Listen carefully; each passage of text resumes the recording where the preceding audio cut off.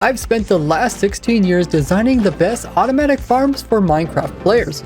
Hello there, Ray here, and farming mushrooms is one of the slowest things in the game. So using this simple machine will give you an infinite supply of both red mushroom and brown mushrooms. It's really easy to build up in survival using mostly blocks, which will keep it dark inside so the mushrooms will actually spread, and I also have some smartly placed channels where water will later go through. I spent over 10 hours perfecting this farm, so it'll give you the most mushrooms for the least amount of work. Now about every 68 seconds a mushroom will try to spread, but only then it has a 4% chance of actually spreading, which is what makes them really slow to farm. So for that reason I made my farm so you can make it as big as you want and it will use the same amount of redstone. But this small design here will still produce over 10 mushrooms per hour. Now we're going to hop into the bottom and stack up and then cover up the top so that it's dark enough so that mushrooms can actually be placed in. Then place one type on one side and the other on the other side. Then we're going to place in a platform for the mushrooms to spread onto. Then we'll go down to the next layer and do the same thing. But when putting in this layer's floor, we're going to leave a gap on the far side.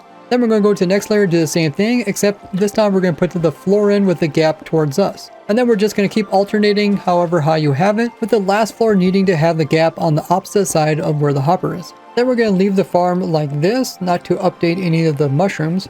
So we essentially made a big zigzagging for the water to go through, and depending on if we have a block on the ends or not, will allow the water to drop to the next layer. Now we're going to go up to the top of it, and we're going to place in a clock that will go off every 3 minutes. This is the ideal time for this layout of mushrooms, because if it's any faster, there'll be water in the system all the time, so the mushrooms cannot grow.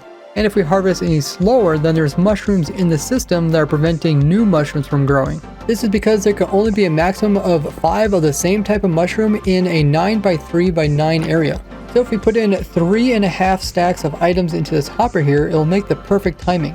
For Bedrock Edition players, you'll need to switch out the trapdoor as it doesn't hold water with a upside down piston which will extend downwards and block the water.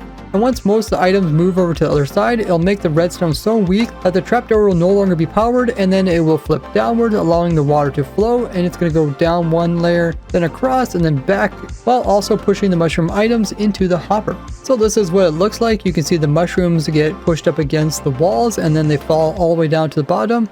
And then once the water reaches the bottom, it will collect the mushrooms from both sides and push them over on top of the hopper, which will pick them up and store them until you need them. I also designed an automatic farm for every other item in the game of Minecraft, which you can see by following Ray's works.